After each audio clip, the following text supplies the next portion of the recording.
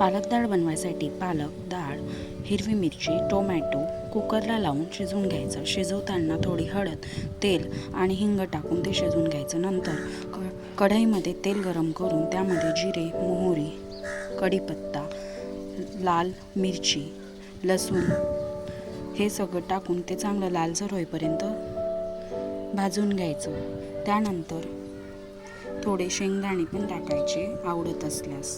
आम्हाला तर आवडतं, आम्ही टाकतो. त्यानंतर ते सगळं झालं की त्यामध्ये डाळ ही पूर्ण स्मॅश केलेली आपण त्यामध्ये ॲड करायची. ती ॲड करून सगळीकडून हलवून घ्यायची. नंतर त्या डाळीला उकळी येऊ द्यायची. उकळी आल्यावर त्यामध्ये थोडं पाणी ॲड करायचं.